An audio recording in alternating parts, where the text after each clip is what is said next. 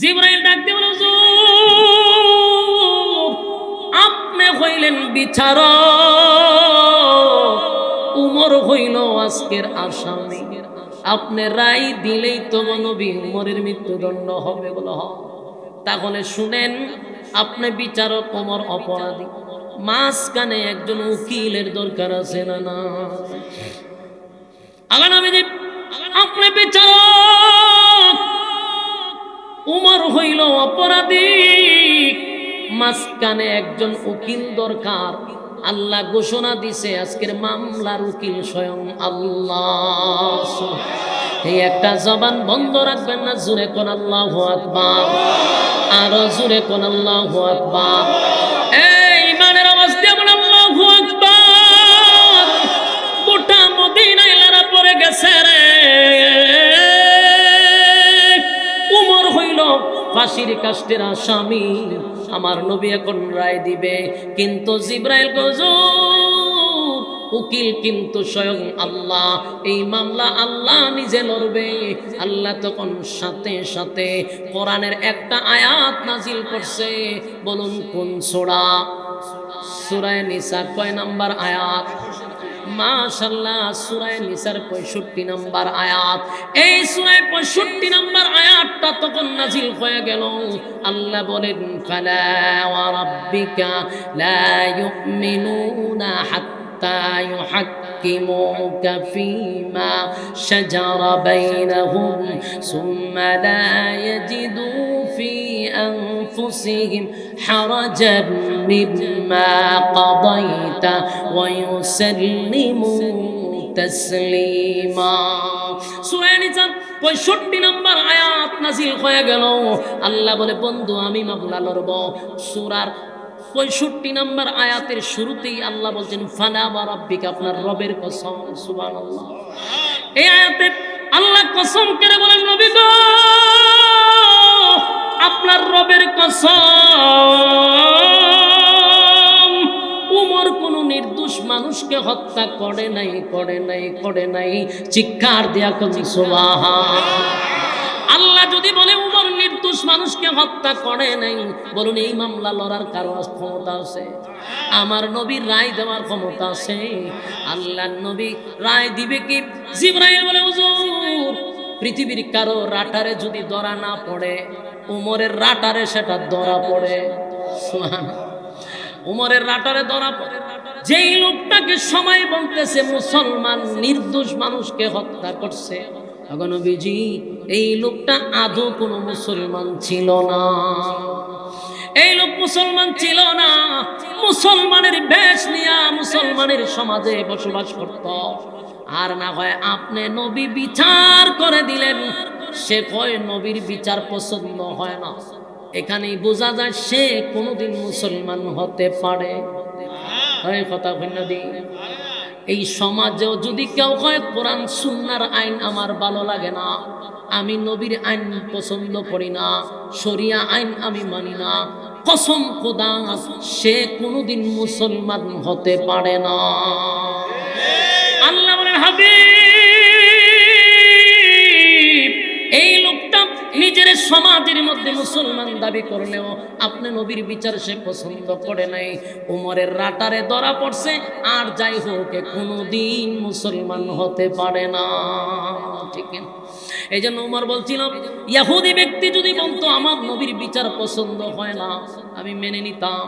মুসলমান নাম দিয়া কেমনে রে আমার নবীর বিচার পছন্দ হয় নাই কথাটা বললি? হযরত উমর বুঝতে পারছে মুনাফিক, আমার নবীর বিচার পছন্দ হয় নাই, আমার কাছে আসছে বিচার নিয়া। তাই মুনাফিক হলো সমাজের মধ্যে একটা ক্যান্সার শরীরে রাখতে নাই।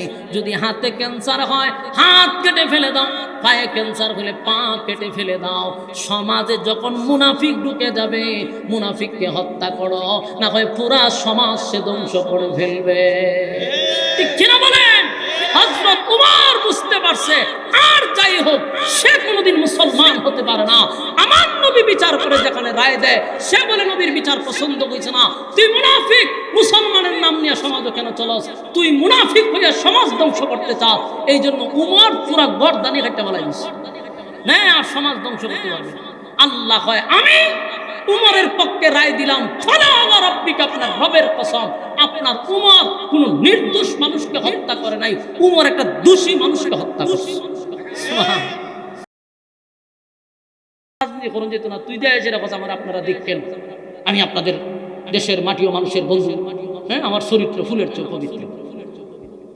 ভণ্ডামি জাতি বুঝে, ভণ্ডামি জাতি বুঝে। তো এরকম ভণ্ডামি করে না যেন জাতি তোমাদেরকে লাল কার্ড দেখায় দেয়। টুপি মাথার দিচ্ছেন আলহামদুলিল্লাহ, পাঞ্জাবি আলহামদুলিল্লাহ, নবীর সুন্নাহ ভালো, কিন্তু এটা যেন শেষ পর্যন্ত তাকে কথা কই না দিই না, আপনারা কষ্ট লাগছে এটা আপনারা খালি সবাই না, আগে সবাই একেবারে শুরু নেতা তেদের বড় নেতা সবাই মাথাতে একটা টুপি আলহামদুলিল্লাহ, কিন্তু আমরাও ছবি তুলে রাখতেছি টুপিটা যেন মাথার তে না পড়ে। আর আমরা যে হুজুর আরে কন এই টুপি মাথার দিছি না, এটা আছে একেবারে মরণ পর্যন্ত। কতদিন পর্যন্ত? মরণ পর্যন্ত টুপি মাথায় দিছি, টুপি থাকবে, চেঞ্জ হবে না। 5 বছর পরে পরে মাথা টুপি দিই না, সারা জীবন টুপি চলবে। কিতা কইন আপনারা?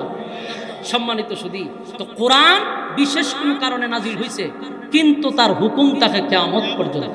বলুন, তার হুকুম থাকে কিয়ামত পর্যন্ত।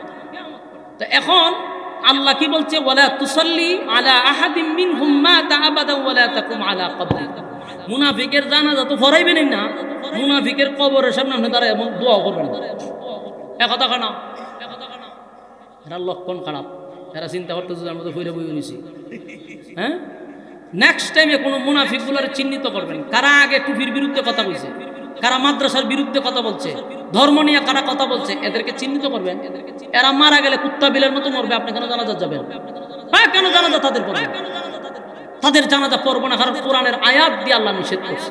কথা কি বুঝতেছেন? কোরআনের আয়াত দিয়া আল্লাহ নিষেধ করছে, আমরা পড়বো না, পড়াবো না। আমি হুজুর যদি পড়াই, আমার পিছনে নামাজ পড়বেন না। কথা কন কিতা আসা কিতা খ ঠিক নেই, সাসার এসকে আছে তা। হ্যাঁ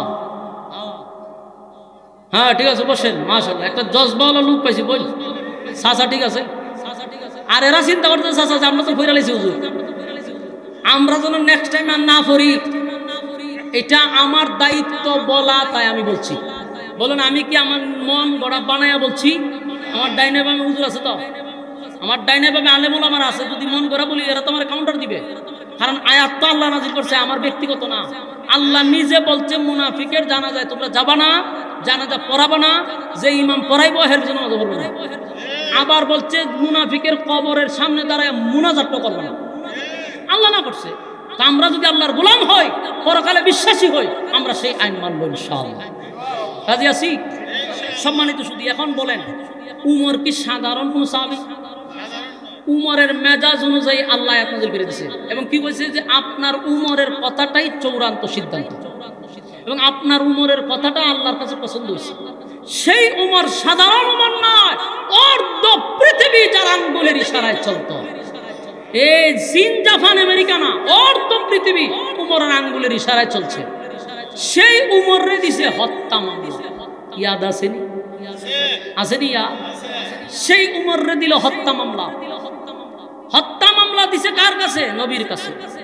আল্লাহর রাসূল তদন্ত করছে, কইরা দেখে দোষী উমর, কারণ এমন এক জায়গায় পেশ লাগছে, সরাসরি বিষয়টা তদন্ত করে দেখা যায় যেই লোকটা গেছে তার একটাই অপরাধ, নবীর বিচার পছন্দ হয়েছে না, উমরের কাছে গিয়ে বিচার চাইছে, উমর হত্যা করেছে। কিছু সাংবাদিক ছিল, সাংবাদিক বুঝেননি? সাংবাদিক বলুন, সাংবাদিকরা কিতা হয় আমরা? সাংবাদিক মাধ্যমে এরা মারাত্মক সাংবাদিক, এরা আপনি তিলটারে খবর তার কাছে গেছে, ঠিক না বেটি? এই সাংঘাতিক গুলা যদি হয় এতটুক বানায় এতটুক, এই জন্য এরা খুব ভয় পায়। আমি তো তৎকালীন সময় রাসূলের যুগে তার সাংঘাতিক ছিল না, মুখ মিডিয়া ছিল, মুখ মিডিয়া। একজনের মুখ থেকে আরেকজনে লাগাই দিত। কিছু মুনাফিকা ছিল, এটার উল্টা ফাল্টা এটাও মিডিয়া, ওই এটা হেরের কাছে লাগাই দিছে। শুনছ বলে কি উমর একটা নির্দোষ মানুষ হত্যা হয়েছে, তো এইটাকে আরেকজনের দ্বারা কইছে, এইভাবে পুরো মদিনা গেছে সইরা দিছে ভুল মেসেজ সবার কাছে। সবাই তো সর্বনাশ, উমরের মধ্যে একজন সাহাবী একটা নির্দোষ মানুষ মেরে গেছে। আমার যুবক ভাইরা, গোটা মদিনায় আলোড়ন হয়ে গেছে, হযরত উমর একটা নির্দোষ মানুষকে হত্যা করছে। ওই যে মুখ মিডিয়া লাগাই দিছে, সাংবাদিক বলুন, সাংঘাতিক বলুন, সাংঘাতিক, ফুন্দের আলো সাংঘাতিক। এই সমস্ত সাংঘাতিকগুলা এই পুরা 16 বছর এরা দেশটার মধ্যে আগুন লাগাই রাখছে। বাস্তব না বাস্তব? এরা দেশটারে বিশৃঙ্খলা সৃষ্টি করছে। এরা সারা জীবন নিউজ করছে কোন নায়িকা কটার সময় বাথরুমে গেছে, কোন নায়িকা কটার সময় বাথরুমতে বাড়িছে, কোন নায়িকা কোন কালারের শাড়ি পরছে, এটা হইলে এরা নিউজ। দেশ 12টা বাজতেছে, এদের নিউজ নাই। এরা নিউজ হলো কোন নায়িকা কটার সময় বাথরুমতে বাড়িছে, কোন কাপড় পরছে, এই হলে এদের নিউজ। বুঝতেছেন কথা? এই জন্য এরা সাংঘাতিক বলবেন। তা আল্লাহ রাসূলের যুগে তার এরকম মিডিয়া আছেন না, এটা মুখ মিডিয়া আছে, লাগাই দিছে দরবার। রাসূলের কাছে সব মানুষ জড়ো হইল, হুজুর কি করা যায়? আর আল্লাহর রাসূলই বিচার নিয়ে চিন্তিত, কেন জানেননি? রাসূল চিন্তা করতেছে আমি তো উমরে আল্লাহর কাছে ছায়া আনছি, উমরে আল্লাহর কাছে ছায়া নেও যে এত বড় দরবার, এখন একটা নির্দোষ মানুষকে মেরে নিল। রাসূল তারে হত্যা করবে, মৃত্যুদণ্ড দিবে, এই জন্য চিন্তিত না। আমরা দেশের মতো না যে দলের লোক মেরে লিতেছে, এই চিন্তা না। রাসূল চিন্তিত, তার কারণে তো পুরো উম্মার মধ্যে একটা আতঙ্ক আছে যে আল্লাহর কাছ থেকে যেই উমর রে ছায়া আমি আনলাম, সেই উমর আছে একটা মানুষ মেরে নিল। নবী চিন্তিত, উমর রে গ্রেফতার করছে, গ্রেফতার করে নিয়েছে উমর, আইনা কাঠগড়ায় ঢুকেছে। পুরা মদিনার মধ্যে আলোড়ন, উমর একটা নির্দোষ মানুষকে হত্যা করছে। কিন্তু নবীর তো কলিজার টুকরা সাহাবীও ছিল, এরা কান্না শুরু করছে।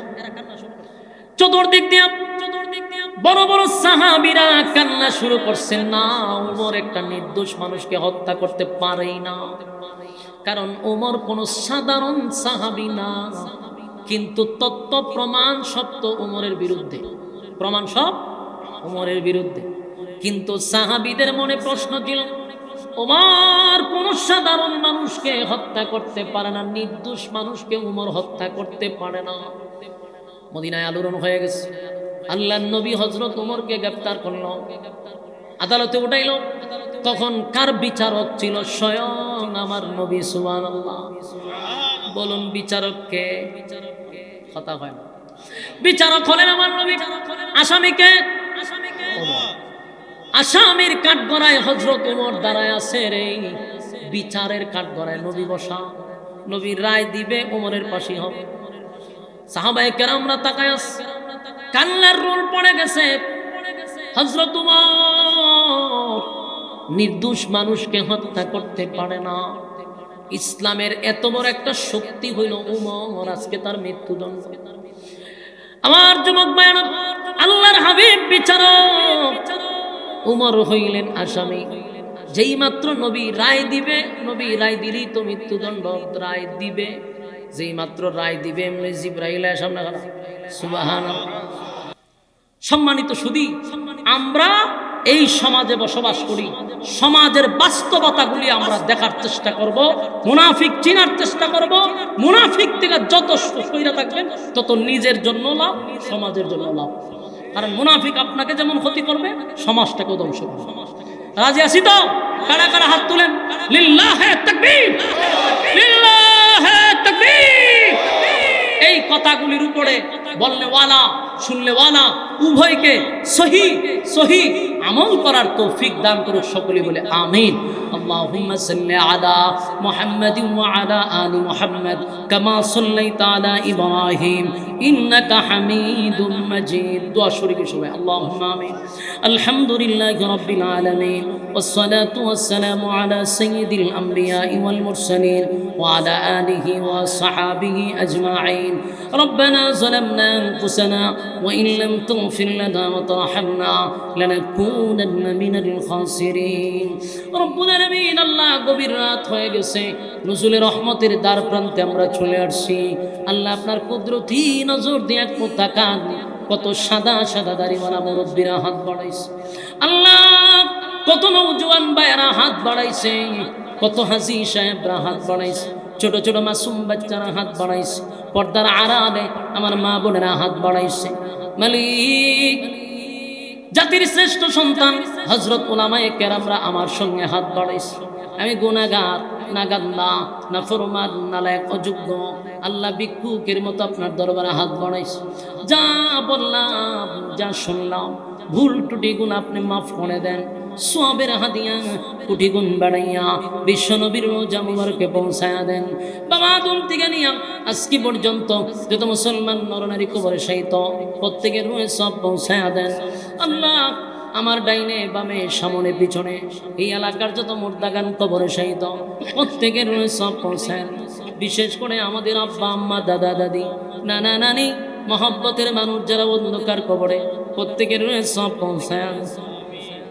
রব্বুল আলামিন আল্লাহ আমাদের মধ্যে যেই সমস্ত মানুষের আব্বা আম্মা এখনো বেঁচে আছে হায়াতে আমলে আপনি বরকত বাড়ায়া দেন।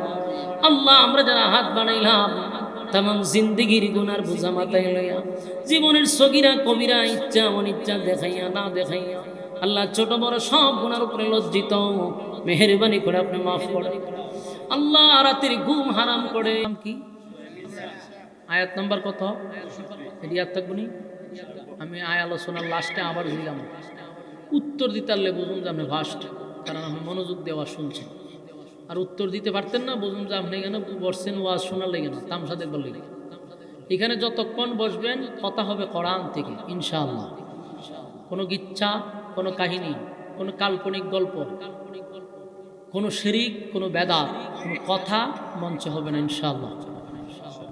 যতক্ষণ বসবেন কোরআন থেকে কথা শুনবেন। ওই জিকির টিকিট দিয়া গজল টজল গাইয়া সময় কাটানোর কোনো অভ্যাস আমারও নাই, আপনারও শোনার ধৈর্য নাই, আমি এটা বিশ্বাস করি।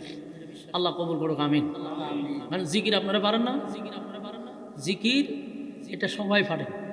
তো জিকির যদি করতে হয় রাতে 3টার সময় উঠতে যাবে, উঠতে উজু টুজু কইরা নামাজ 2 রাকাত কইরা বাস যায় নামাজের মসলাত বৈশা জিকির করেন, আল্লাহর ডাকেন, আল্লাহ শুনবে। এই মানুষের সামনে জিকির করতে হতো আপনি প্যান্ডেলের উঠে যান না, আপনি নাচতে নাচতে আপনার কোমর ভেঙে গেলেন, এটা তো বন্ডামি। বন্ডামি কেন জানেন নি? আপনার এসকি মাহফিল আইলে উঠে গেলে আপনি ঘরে উঠে না কেন? আপনার যত এসকো সব মাহফিল, কারণটা কি তা? এগুলো লুক দেখানো আর কিচ্ছু না। কারণ এখানে এক শয়তান বসাতে, এখানে সাবি মুরসাদে আর প্যান্ডেল নাচানাচি করে। আমি যে কথাটা কইছি বালতির সাথে মাথা লাগায় চিন্তা করেন।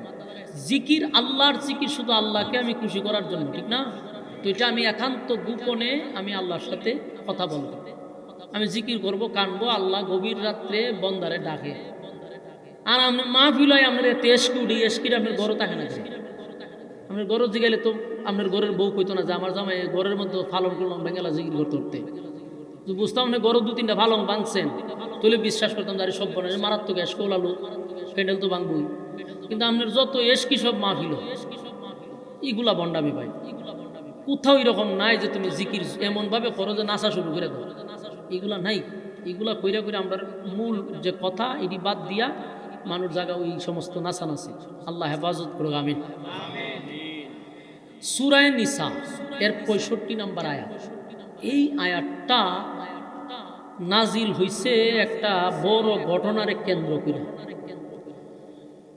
তো কোরআনের আয়াত অথবা সূরা যখনই আল্লাহ নাজিল করছে 3টা কারণে, হয় কোনো ঘটনার কেন্দ্র করে, আর না হয় কোনো প্রশ্নের উত্তরে, আর না হয় কোনো সমস্যার সমাধানে। এই 3টাকে কেন্দ্র করে আল্লাহ আয়াত অথবা সূরা নাজিল করছে। তো আমার তেলাওয়াত কি তো আয়াতটা একটা বড় ঘটনার কেন্দ্র করে নাজিল হয়েছে।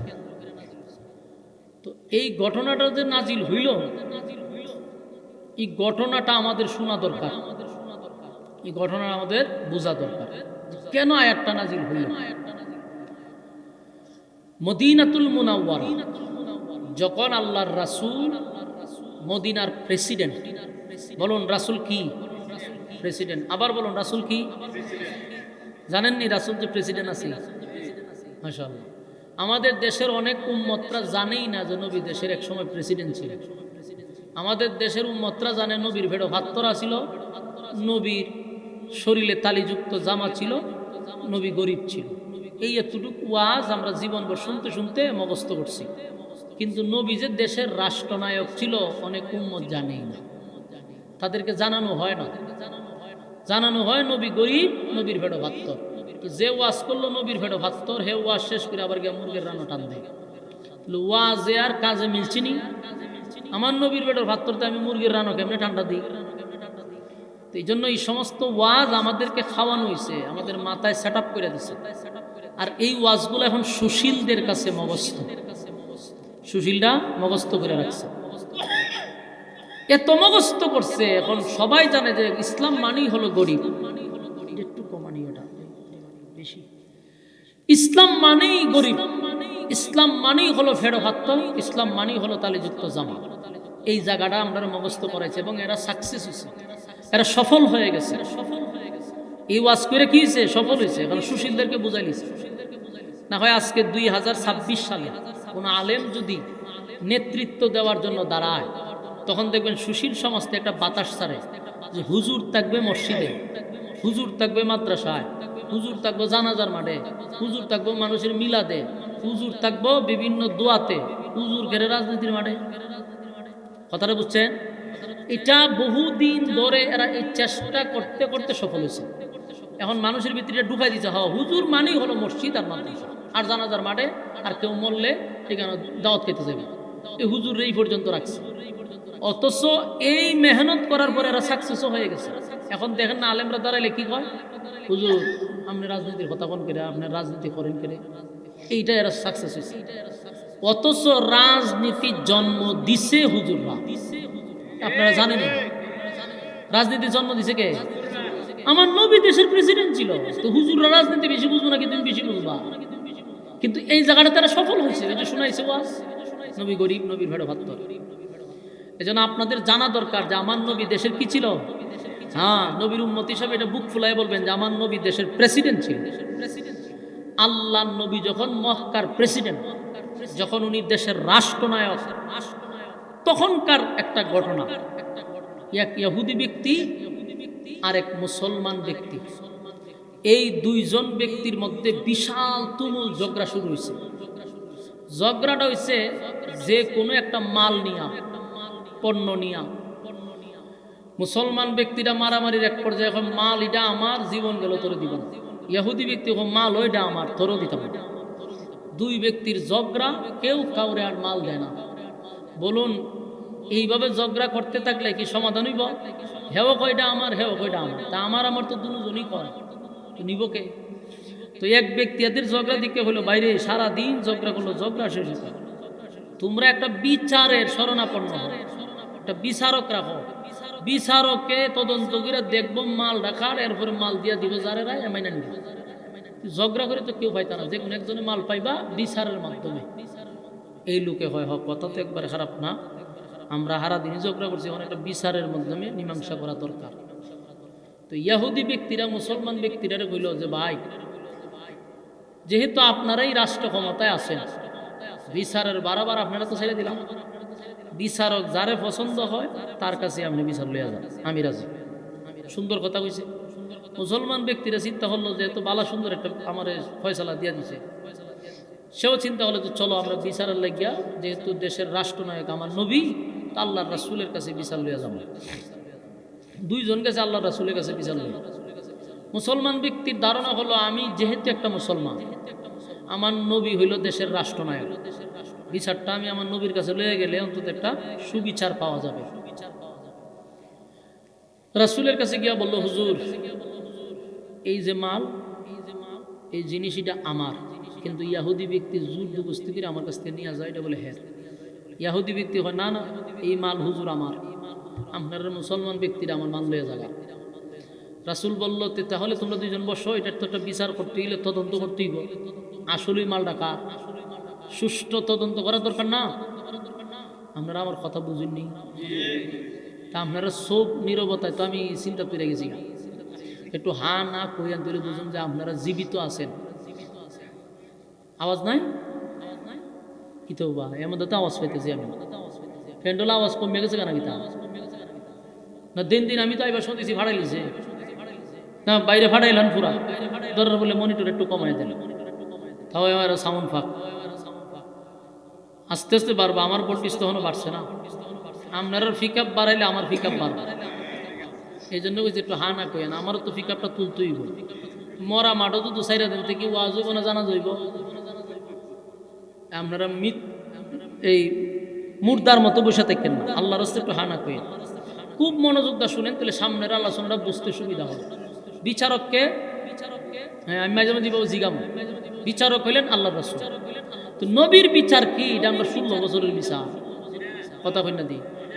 আমরা বাংলাদেশে যে 16 বছর বিচার হয়েছে, নবী কি বিচারটা করবো? এইটা আপনারা মাথা রাখতে। ইসলামের বিচার শরিয়া আইন যে অনুযায়ী যে বিচারটা হয়, এটা আমরা 16 বছরের বিচার। আমরা 16 বছরের বিচার হইল নির্দোষ মানুষটা দোষী, দোষী মানুষটা জেলখানার বাইরে বুক ফুলায় আনে। আমরা দেশের বিচার হইল 16 বছরের মাইয়ারে 21 বছর বানাইলাম, ঠিক না? এই বিচার চলছে পুরা 16টা বছর। দর্শন করে একজনে, দৈরা নেয় আর একজনে, তো কোনো তদন্ত নাই, কিচ্ছু নাই। হামলা করলো এক দলে আর দৈরা দৈরা নেয় টুফিয়ার দাড়িওয়ালারে, ঠিক না? কোন দিকে দেশ 16 বছর গেছিল আর বর্তমানে কোন দিকে যাইতেছে আপনারা এখনো বুঝতে পারতেছেন না। আপনারা মনে করছেন কি তা এখন ইনসাফের বিচার চলতেছে? ভাঙচুর করলো কারা? ফুন্দের আলু বাংলো কারা? তাদেরকে তো গ্রেপ্তার করা হচ্ছে না, গ্রেপ্তার করা হচ্ছে টুফিয়ার দাড়ি দিকে দিকে। তো দেশ তো 16 বছরের লাইনে দিয়ে যাইতেছে। এই জন্য আমরা এখনো স্বাধীন হই নাই। স্বাধীনের জন্য যদি আরেকবার ডাক দেয় তো আরেকবার মাথার কাপড় মেন্দালাম তুই, কারণ রক্ত যেহেতু দিছি আমরা ফুল স্বাধীনতা অর্জন করতে হবে। কারণ 16 বছর যেই নাটকের মেইন অভিনেতা অথবা যেই চরিত্র উলামায়ে কেরামদেরকে নিয়ে ঢুকাইছে, বর্তমানে সেই নাটকের চরিত্রে আবার উলামায়ে কেরামদেরকে ঢুকাইতেছে। তার কত সহ্য করো? তো এটা তো সেই বিচার না। কোরআন এবং সুন্নাহর বিচার যদি হয় আপনি পাবেন ইনসাফের বিচার। রাসূল এটার সুষ্ঠু তদন্ত করছে। ওইরা দেহে আসলে তো মাল তো এটা মুসলমানের না, মাল হইল এটা ইহুদির। বলুন তো, যখন সুষ্ঠু বিচার হবে তখন কি মানুষ দলের চিন্তা করবে? রাসূলের দলের লোক হইল মুসলমান ব্যক্তি। এখন 16 বছর যে আমরা বিচার হয়েছি এটা দল কেন্দ্রিক দিকে দিকে। যদি আমার দলের হয়েছে তাহলে হ্যাঁ ঠিক আছে, আর দলের না তো হেরে দূরে ঢোকা। বাস্তব না বাস্তব? আল্লাহর নবী যখন বিচার করছে দেহে আসলে তদন্তে বাইরেছে ইহুদি ব্যক্তির মাল, মুসলমান ব্যক্তির মাল না। আল্লাহ রাসূল বললেন সুষ্ঠু বিচার তদন্ত সাপেক্ষে আমরা দেখছি মালের মূল মালিক হলো ইহুদি।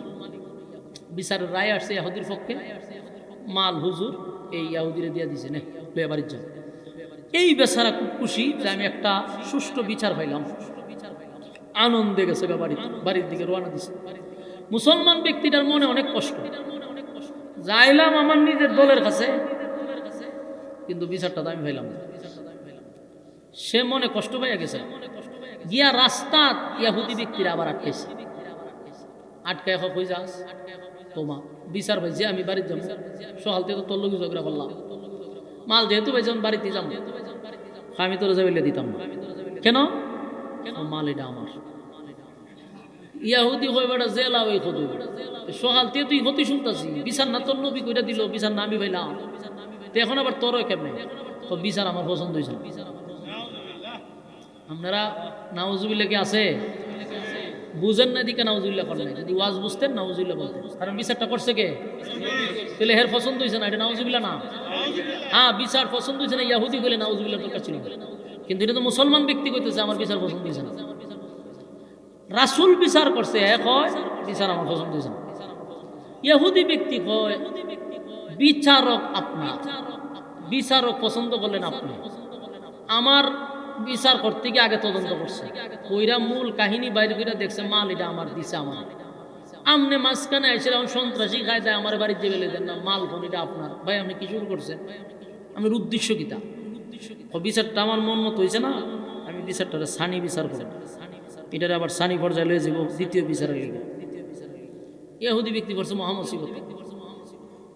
কি করবো এখন? এর যদি কথা না মানে মারবো, কারণ হলে এর জোর বেশি। দেখছেন আমরা দেশ যার জোর যা মূল্য তা। ইহুদি ব্যক্তি চিন্তা করছে কুস্তি লেগে পারতাম না, দরবার করে পারতাম না, এর ক্ষতি মেনা নেই। হইলো ভাই আগের বিচারক তো তুমি পছন্দ করছো, তে এখনো তোমার উপরে ছেড়ে দিছি, এখনের বিচারক তুমি পছন্দ করো। কারণ ইহুদি ব্যক্তির মনে মনে ধারণা হইল যে আমি যদিও একজন ইহুদি, কিন্তু আমার ইয়াকিন আর বিশ্বাস আছে মুসলমানদের বিচারটা হয় সঠিক। ইহুদির মনের মধ্যে এটা আছে যে মুসলমানের যদি আমার বিচারটা করে তাহলে সঠিক বিচার। এই লোকে কইল ঠিক আছে লো আমার একটা পছন্দের বিচারক আছে, আমি পছন্দের বিচারকের কাছে। এই দুই লোক গেছে এমন এক লোকের কাছে যিনি খুব মারাত্মক গরম, হযরত উমর রাদিয়াল্লাহু তাআলা। ওই মুসলমান ব্যক্তিরা পছন্দ করছে হযরত উমর, কয় উনি বিচারক হিসাবে মারাত্মক। ইহুদি ব্যক্তি আমার কোনো অসুবিধা নেই। দুইজন গেছে হযরত উমর, উমর রাদিয়াল্লাহু তাআলার কাছে গিয়া, হুজুর আমরা একটা বিচার লইয়া আসলাম। কি বিচার? এই যে মালটা দেখতেছেন এটা আমার, কিন্তু ইহুদি ব্যক্তিরা হুজুর জোরদস্তি করে আমার কাছে মালটা নিয়ে যাইতেছে। এখন আপনি যে বিচার করে দিবেন এটি আমি মেনে নিব। ইহুদি ব্যক্তি হুজুর বিচার তো আপনি করবেন, কিন্তু আমার একটা কথা আছে। কত হইল? এই যে বিচারটা আপনি করবেন এটা কিন্তু প্রথম বিচার না, এটা কিন্তু দ্বিতীয় বিচার, সানি বিচার। হয়তো এর আগের বিচার কে করছে? এর আগের বিচার আপনার নবী মুহাম্মদুর রাসূলুল্লাহ সাল্লাল্লাহু আলাইহি সাল্লাম। আপনার নবী বিচার কইরা রায় দিছে আমারে, কিন্তু আপনার মুসলমান ব্যক্তিটা কয় আপনার নবীর বিচার বলে পছন্দ হয়েছিল। যেই মাত্রই কথাটা বলছে হযরত উমরের চেহারার রং পরিবর্তন হয়ে গেছে। উনি ছিল বসা, ওইটা দাঁড়ায় গেছে, দাঁড়ায় ওনার চেহারার রং পরিবর্তন হয়ে গেছে। মুসলমান ব্যক্তিরা কইল, কিরে ঘটনা কি সত্য? বলে জি সত্য। বিচারটা কি আমার নবী করছিল? বলে জি। তোর পছন্দ হয়েছে না? জি না। কিন্তু আমি বিচার করলে তোর পছন্দ হইব নি? জি পছন্দ হইব। তাহলে তুই লড়িস না, হারি থাক। হযরত উমর গেছে ঘরের ভিতরে, গিয়া লম্বা একটা রান্দা লইছে, দাঁড়ালো দিকে লইয়া বাইরে এসে, বাইরে এসে দুইজনের মাঝখানে খারিছে। খারুইয়া কর, এই ইহুদি ব্যক্তিরা যদি আমার কাছে বলতো যে আমার নবীর বিচার পছন্দ হয় নাই, আমি মাইনা নিতাম। সেই ইহুদি তার আমার নবীর বিচার পছন্দ না হইতে পারে, এটা স্বাভাবিক। একজন বিধর্মী যদি আমাকে বলতো আমার নবীর বিচার পছন্দ হয় না, আমি মুঠো রাগ করতাম না, কারণ তার কাছে পছন্দ নাও হইতে পারে, সে বিধর্মী, পছন্দ না হওয়ার কথা। ইহুদি ব্যক্তির নবীর বিচার পছন্দ না হওয়ার কথা, কিন্তু তুই নিজেরে কইতেছ তুই একজন মুসলমান, মুসলমান দাবি কইরা তুই বলতেছ আমার নবীর বিচার তোর পছন্দ হয় নাই, সানি বিচারের লেগে আমি উমরের কাছে আসছি। তা আমি উমরের বিচারের সিদ্ধান্ত হইল তোর বডিতে মাথা থাকতে পারবে না। আল্লাহু আকবার হইতেন না? একটা কূপ দিছে, মাথাটা 10 হাত দুনিয়া ফলাইছে। উমর কথা কইতো কম, হাত চলতো বেশি। কইছে যে এই বডিতে তোর মাথা থাকবে না, আমার নবীর বিচার পছন্দ হয় না, আইসো তো আমার কাছে বিচার নেই, আমার বিচার হলেও কূপ দিয়ে মাথা ফলাই দেবে। একটা কূপ মারছে, জাগাত শেষ। শেষ না, ঘটনা শেষ, কিন্তু ঘটনা শুরু হয়েছে। আসলে ঘটনা শেষ হয়েছে না, এখান থেকে ঘটনা শুরু। এখন আপনারা শোনার মন মানসিকতা আসেনি? এখন আপনারা না শূন্য যাইতেন না, এটা আমিও যাই। এখন আমি কত ঘুমাই যাই, তাই ঘুম তিনটে সেরে আবার যদি করি তো আপনারা বসে তখন লাগবে। এখন মনোযোগ দিয়ে শুনেন, হেরে তো কুবাই লিয়েছে, ইচ্ছা মতে কুবা শামসুর মতো হেরে কুবাইছে, 10 হাত দুনিয়ার কল্লা ফলাইছে। আর ইহুদি ব্যক্তির দৃশ্য দেখে জাগাত প্রস্রাব পায়না হয়ে গেছে। হেতের আত্মাও এমন কাঁপা শুরু হয়েছে, এ জায়গাতে যখন মনে পরের কুপটা মনে আমার মারবো, ইহুদি ব্যক্তি ডরাইছে। তো হযরত উমর দেখে যে তার খাম সারছে, জিগায় তুই খাম খরচত করে এ কাঁপতাছে।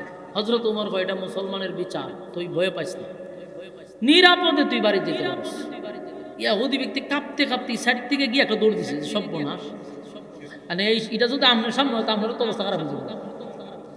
ইহুদি ব্যক্তি যায় আর সব বোনাস, এটাকে কয় বিচার। ঘটনা থেকে শেষ হওয়ার কথা, কিন্তু ঘটনাটা শেষ হলো। যে ব্যক্তিরে হত্যা করছে তার আত্মীয় স্বজন, তার ভাই বারাদার, তার রক্তের কিছু মানুষ খবর পাইছে যে তার বাইরে হত্যা করছে হযরত উমরে। এরা দৌড়াই আইছে, আয়া দেহে বডি এক জায়গা, মাথা এক জায়গা। এই দৃশ্য দিকে এরা তো আশ্চর্য হয়েছে, ঘটনাটা কি, আমার বাইরে উমরে কেন হত্যা করল। এখন খোঁজ খবর নিয়ে দেহে যে সানি বিচারের লেগে আসার কারণে হযরত উমর তাদের ভাইকে হত্যা করছে। এরা করছে কি, লাশ লইয়া নবীর কাছে গেছে। আল্লাহর রাসূল